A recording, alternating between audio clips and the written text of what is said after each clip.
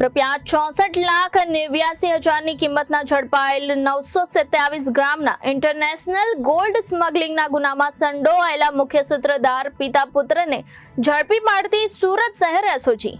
Surat international airport ખાતે આવતી international ફ્લાઇટનો ઉપયોગ કરી ભારત સરકાર શ્રીની કસ્ટમ એક્સાઇઝની ડ્યુટી ભરવી ન પડે તે માટે શરીર ઉપર તેમજ લગેજમાં સંતાડી એન કેન પ્રકારે ઇમિગ્રેશન સિક્યુરિટીમાંથી પસાર થઈ ગેરકાયદેસર રીતે સોનાની દાણચોરી કરતા ઇસમો પર વોચ રાખી કાયદેસર કાર્યવાહી કરવા સૂચના આપવામાં આવી હતી। તે અનુસાર ગઈ 7/7/2024ના રોજ જહાંગીરપુરા વિસ્તારમાંથી 3 પુરુષો અને 1 મહિલાને ઝડપી પાડી તેમની પાસેની ટ્રોલી બેગની અંદર સ્પ્રે વડે કેમિકલ મિક્સ કરી છુપાવીને દુબઈથી લાવેલ સોનાના પાવડરનું વજન 927 ગ્રામ કિંમત ₹64,89,000 સહિત અન્ય ચીજ વસ્તુ મળી કુલ્લે કિંમત ₹76,14,000નો મુદ્દા માલ કબજે કરવામાં આવ્યો હતો। જે ગુનામાં વડોદરાના સોની વેપારીને પણ પાછળથી ઝડપી પાડવામાં આવ્યા હતા, પરંતુ સમગ્ર ગોલ્ડ સ્મગલિંગના રેકેટના મુખ્ય સૂત્રધાર એવા પિતા પુત્ર પોલીસ પકડથી બચવા નાસ્તા ફરતા હોય, જેથી તેમને પણ ઝડપી પાડવા એસઓજીને સૂચના આપવામાં આવેલ હતી।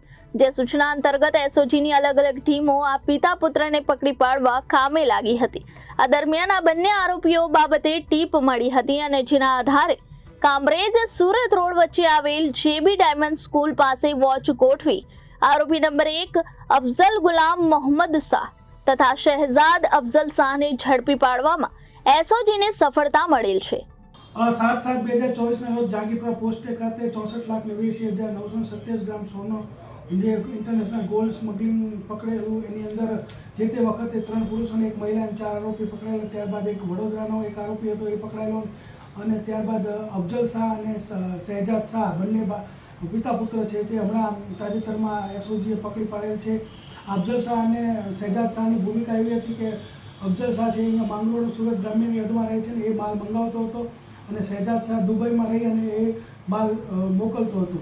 આ લોકોની એમાં એવી હતી કે જ્યારે કેસ થયો 7 જુલાઈ 2024 એમની પૂછપરછ કરી તો એ પહેલાં કેટલું એ લોકોએ સોનાની દાણચોરી કરી હતી કે સ્મગલિંગ કરી હતી, તો આ લોકો 70 જેવા કેરિયર રાખેલા અને ટોટલ જુલાઈ પહેલાંના 8 મહિના 14 કિલોગ્રામ સોનું 9,80,00,000નું અલગ અલગ ટ્રીપ મારી અને દાણચોરી કરેલું હકીકત અત્યારે જણાવેલ છે અને આગળની તપાસ ચાલુ છે।